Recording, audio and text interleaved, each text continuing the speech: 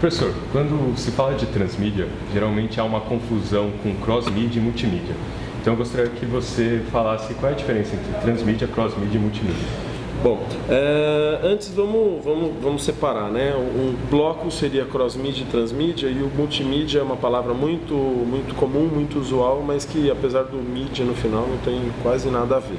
O que é multimídia? Multimídia é um conceito muito antigo, que é definido por muitos meios. Multimídia, muitos meios.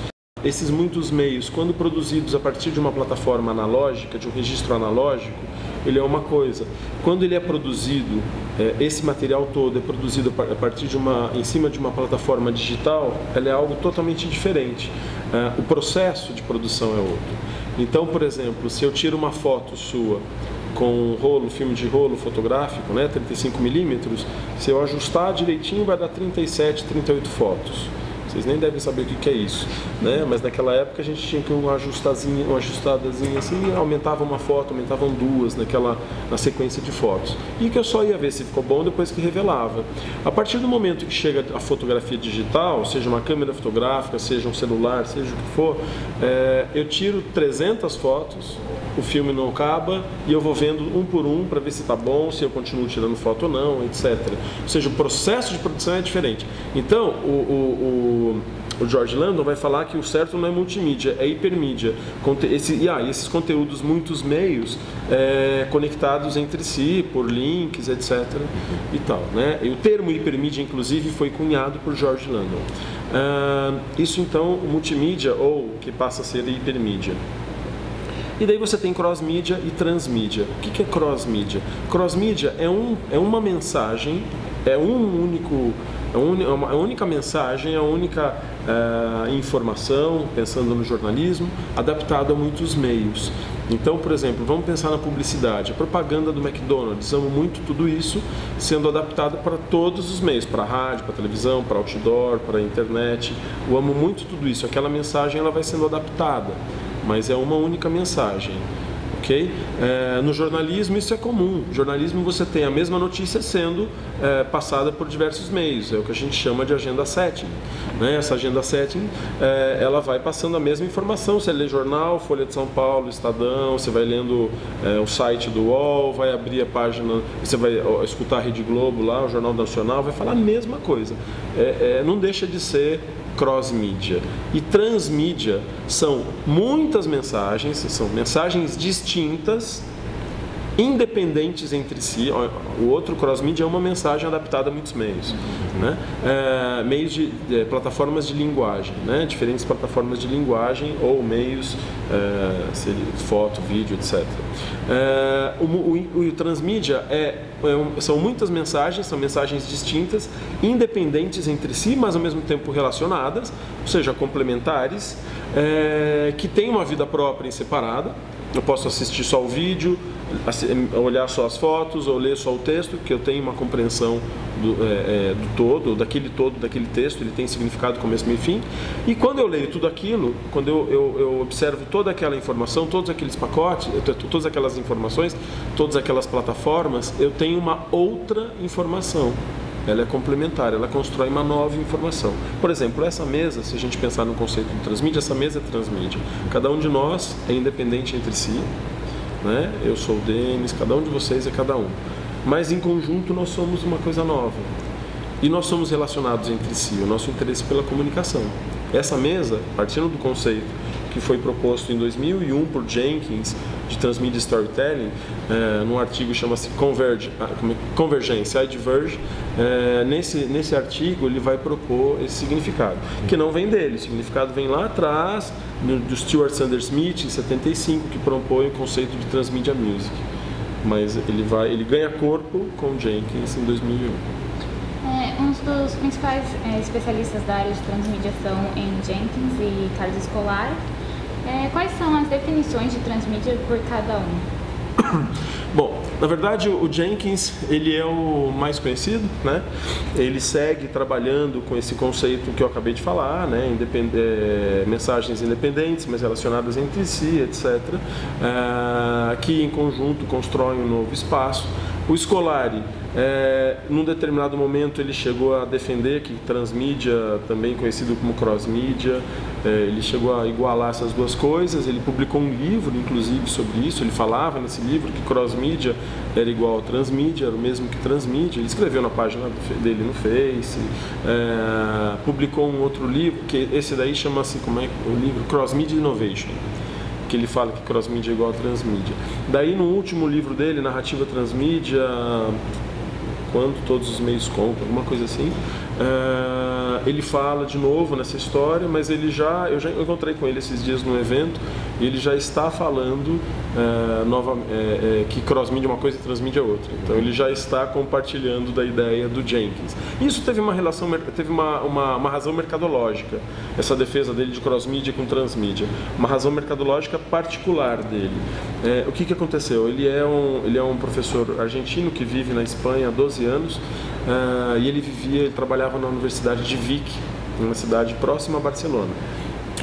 4 anos atrás ele foi convidado, 5 anos atrás, a trabalhar numa outra universidade em Barcelona, que era a Universidade Pompeu Fabra. E a Universidade Pompeu Fabra, ela tinha uma pós-graduação em cross-mídia. E ele era conhecido como transmídia, e convidaram ele para entrar na pós, e ele para justificar e para fazer uma propaganda do programa, que para ele inclusive tinha um incentivo financeiro. Isso daí ele me falou pessoalmente. Ele começou a falar dessa história de cross-mídia e transmídia. Ele falou assim, a gente estava conversando uma vez em Santiago de Compostela sobre isso mesmo, que ele é meu amigo mesmo, particular e de provocação. Então eu falei, pode falar besteira, né? Brincando assim com ele, e ele falou assim, mas você tem que entender que eu tinha que fazer propaganda do programa. Eu falei, então faz a propaganda direito. Ele deu risada e falou, vou consertar. Né? Então teve uma razão que era uma razão mercadológica, uma pressão da universidade para que ele vendesse aquele programa. Mas que ele já compartilha com Jenkins, ele já adota a ideia do Jenkins, que não é o dono da história. Né? Volto a falar, Stuart Sanders Smith, em 75, falava exatamente isso, só que ele não falava para meios de comunicação, ele falava para música, ele falava de músicas diferentes que, tocadas ao mesmo tempo, construíam uma nova música, né? Estilos musicais, ritmos diferentes, etc. E ele não falava naquele momento de questões fundamentais hoje em dia, mas que quando o Jenkins vai propor, são fundamentais, que são dispositivos móveis, que são meios sociais, né, redes sociais, etc. Porque naquela época não tinha isso. Mas o conceito de mensagens, conteúdos distintos, independentes entre si, mas relacionados, isso já vinha do Stuart Sanders Smith. E essa é a base fundamental do transmídia. A cerveja Duff, do desenho animado Simpsons, ela foi lançada no mercado como um produto real. Isso pode ser considerado transmídia? Foi bastante tímido, né? Foi uma tentativa bastante tímida de lançar. Com certeza, assim, ela fez uma tentativa de fazer algo transmídia, talvez involuntariamente, não conheço, né, a fundo essa história da Duff, mas eles seguiram uma receita que, por exemplo, a gente pode ver no Lost, na série Lost, quando eles criam produtos e a coisa vai ganhando forma, vai ganhando vida fora dali, né? Mas como eu falei, foi muito tímido, porque, por exemplo, você tomar uma cerveja daquela, você está revivendo, você está dando vida a um pedacinho dos Simpsons. É como se eu fosse um amigo do Homer Simpson, né, tomando a mesma cerveja que ele. E isso tem a ver com transmídia.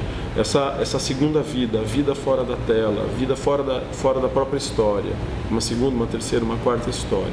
Mas realmente foi muito tímido. Se eles fizeram isso, eles deviam ter pensado melhor em fazer mais coisas.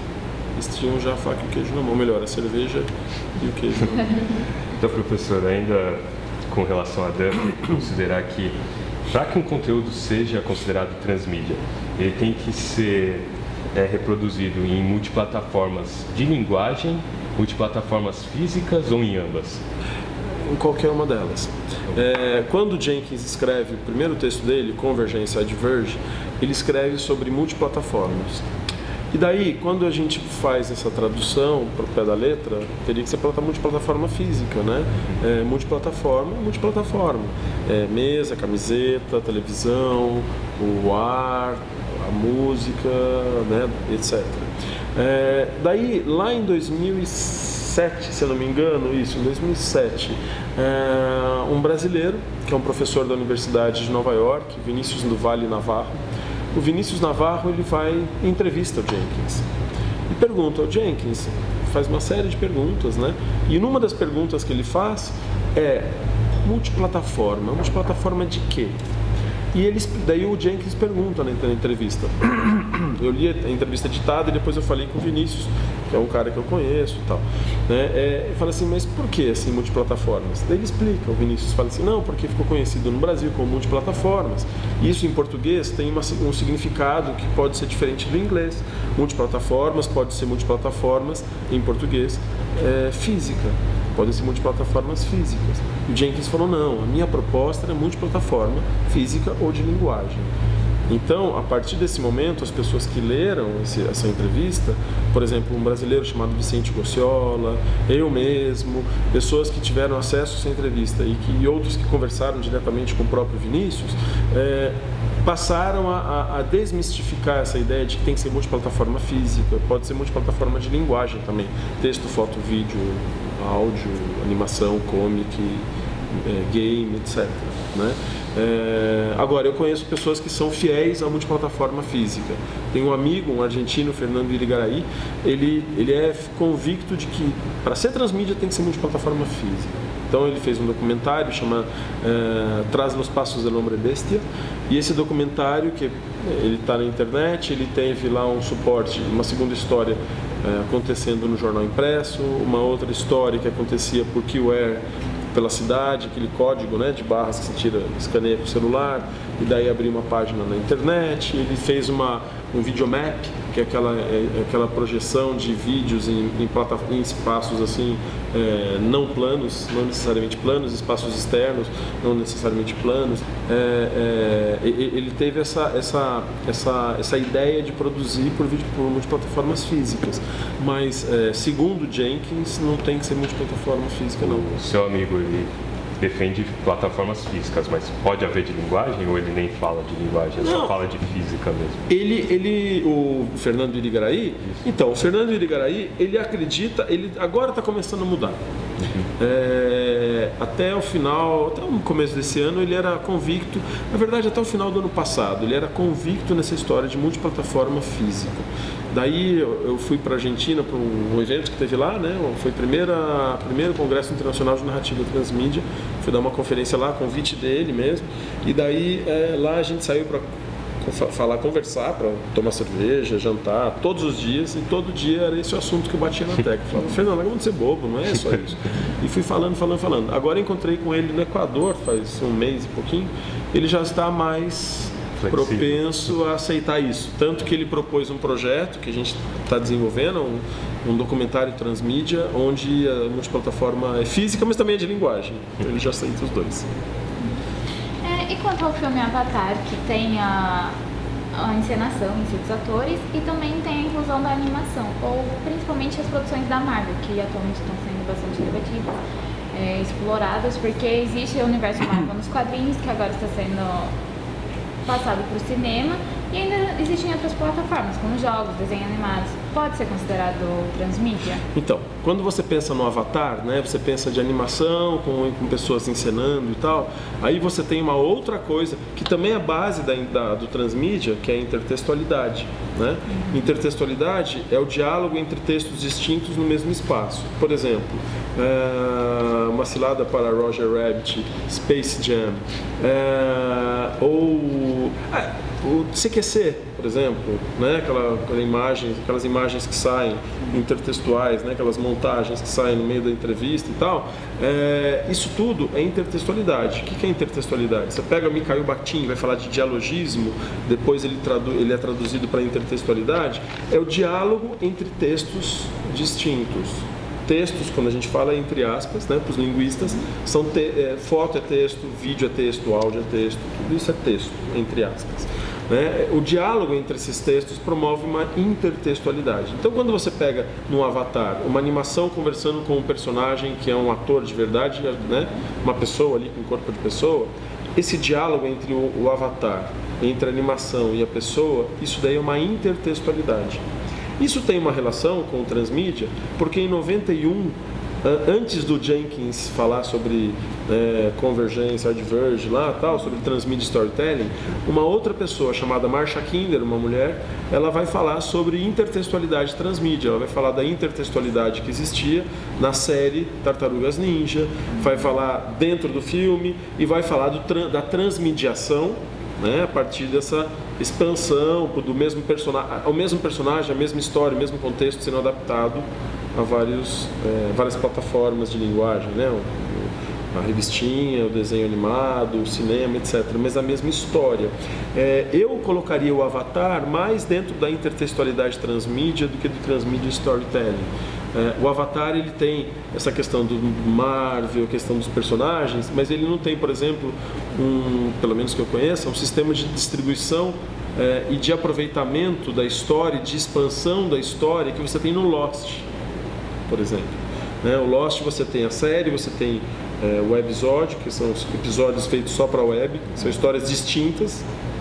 Você tem mobisódio, que são episódios feitos para telefone celular, histórias distintas, produções distintas, inclusive. O mobisódio foi feito por telefone celular na época. Você tem documentário, você tem um videogame Xbox, você tem ARG, você tem livros que são escritos depois do sucesso da série e não antes, igual, por exemplo, Harry Potter, primeiro sai o livro, depois sai o filme.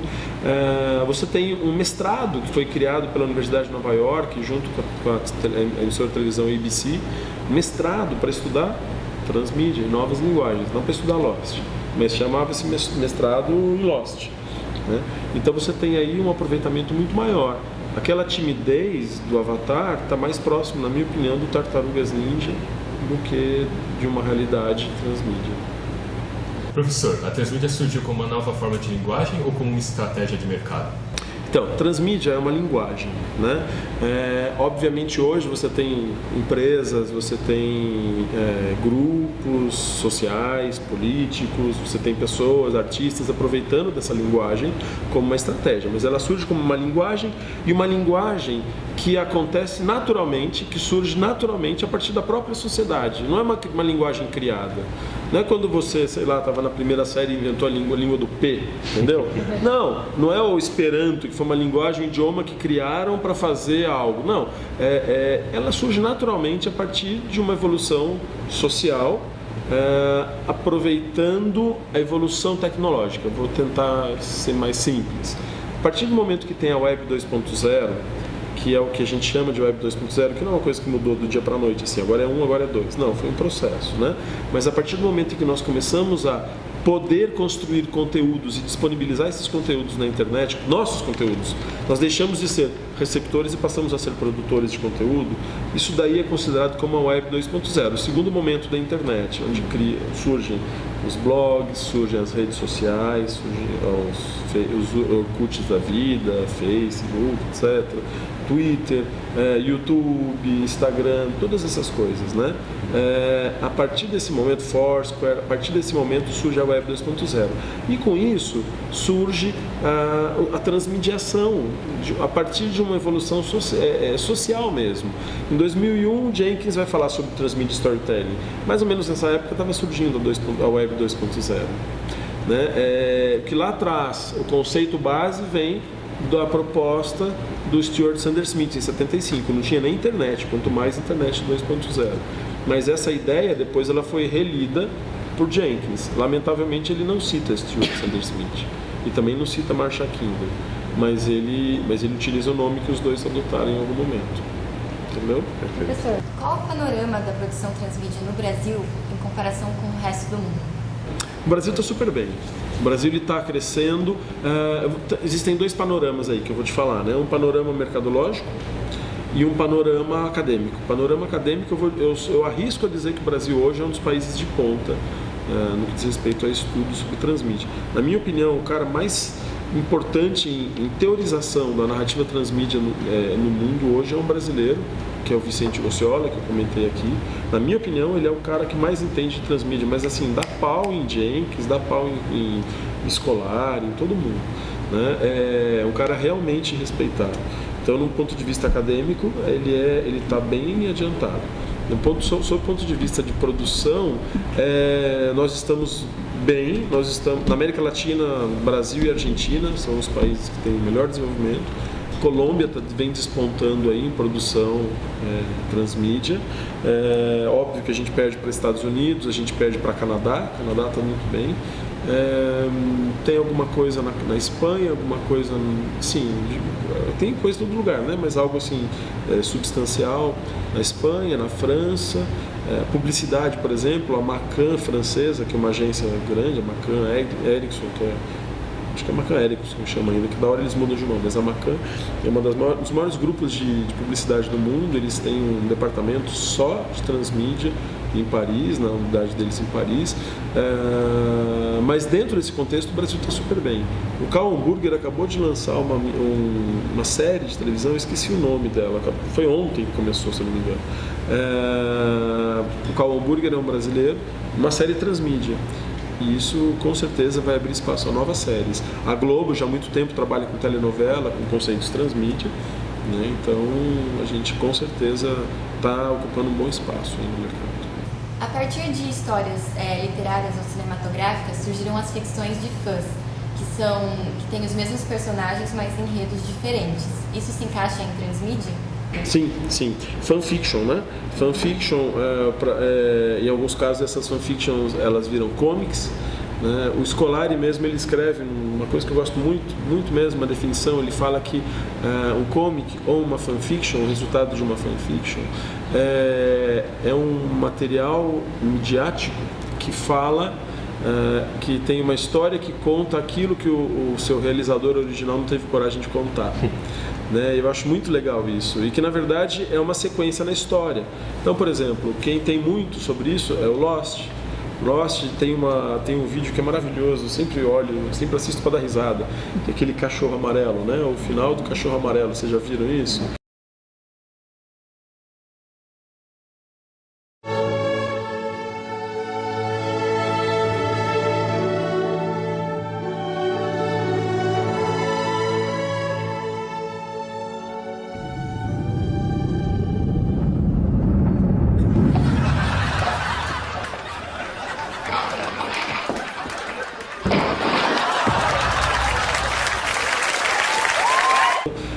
Feito por um fã, sei lá, que fez em Movie Maker, uma coisa tosca e tal, mas que dá muito risada. Tipo assim, agora ele tá com dor de barriga ali, sei lá o que ele tá fazendo. Né? Tem uma outra história do Harry Potter, que é muito legal também esse vídeo, que é a história do Harry Potter. Daí tem o Harry Potter, tem o Ron, tem a Hermione, tem o Dumbledore.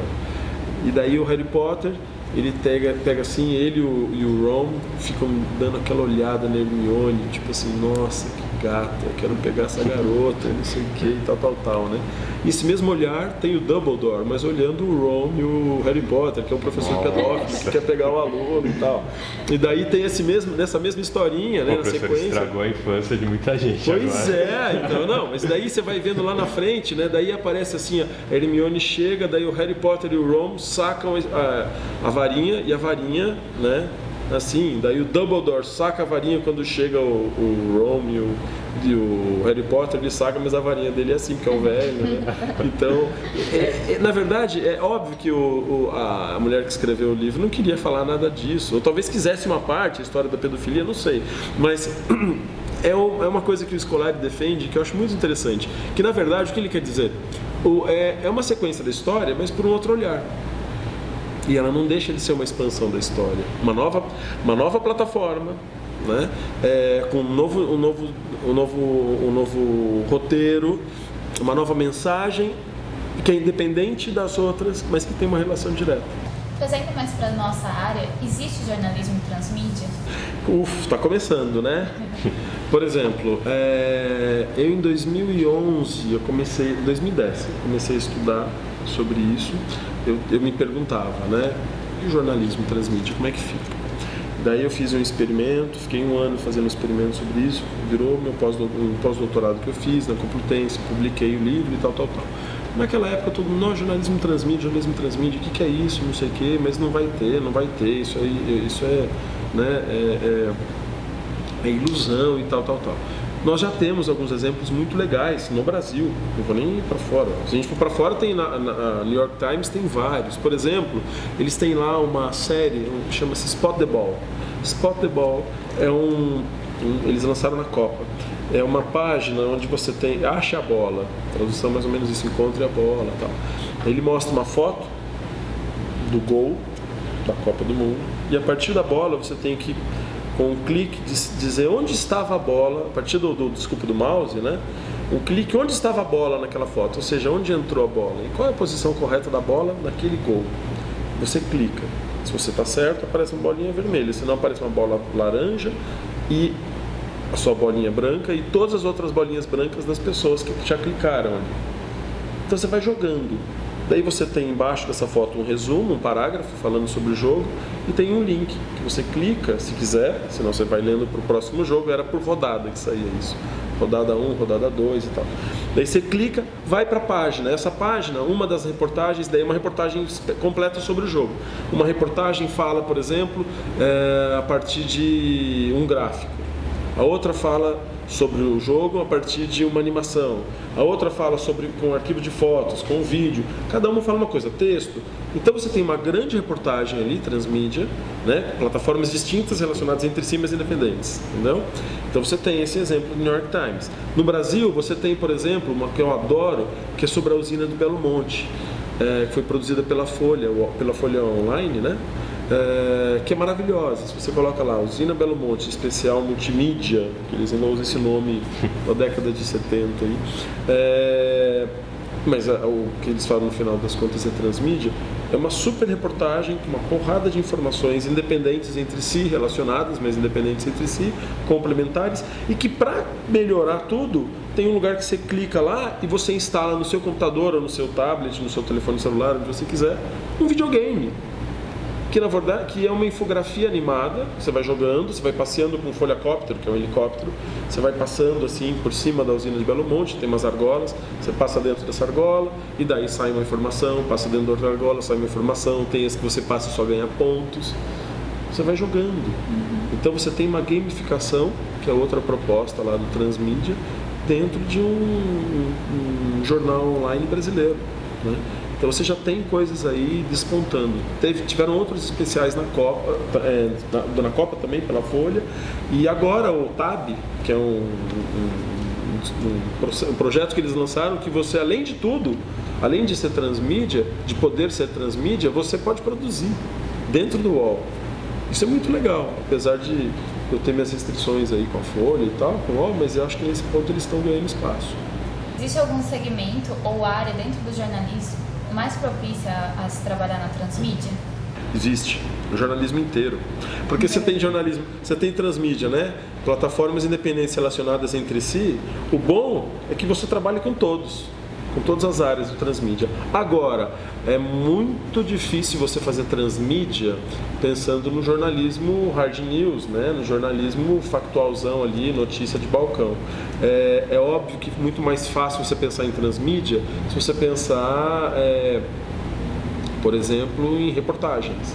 Uma coisa mais ampla, coisa que você tem mais tempo para produzir, que você possa ter mais conteúdos, né? Fazer uma notinha aí de um acidente nas Nações Unidas não dá para fazer transmídia, vai ficar sem graça. Existe jornalismo transmídia no impresso? Porque no digital isso é muito evidente. Então ele existe no impresso ou é possível? É possível. É muito mal aproveitado, mas é possível. Na verdade é quase que não desaproveitável, mas é possível. Por exemplo, aquele documentário que eu falei do meu amigo lá do argentino, né, o Fernando Irigaraí, quando ele traz Los Passos del Hombre Bestia, o que é isso daí? Um documentário sobre um filme, chamava-se El Hombre Bestia, foi o primeiro filme filmado, produzido na cidade de Rosário, na Argentina. Primeiro filme feito naquela região, um dos primeiros filmes da Argentina, da história do cinema argentino. E ele pega o personagem lá, o produtor do filme, o diretor daquele filme, que também era produtor, era todo o resto que você pode imaginar, e esse personagem ganha vida escrevendo uma coluna semanal no jornal impresso da cidade. Quando ele começa isso, ele conversou com o cara lá e começou a fazer uma coluna, uma pessoa, entre aspas, porque esse cara já morreu, faz 30 anos, mas ele ganha um espaço lá, ele ganha vida, entre aspas, e uma pessoa começa a escrever com o nome dele, um codinome, né? Eu esqueci o nome do cara. Exatamente. Começou a escrever com o nome do cara e começou a contar a história, mas fazendo uma análise do mundo de hoje, era uma coluna de opinião, fazendo uma análise do mundo de hoje a partir de um olhar da década de 30, entendeu? Então ele fez isso, ele materializou a ideia do jornal impresso participando do Transmídia. É que quase não se aproveita.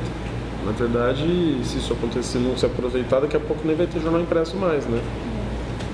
Um exemplo é que The New Yorker acabou com a edição impressa dela.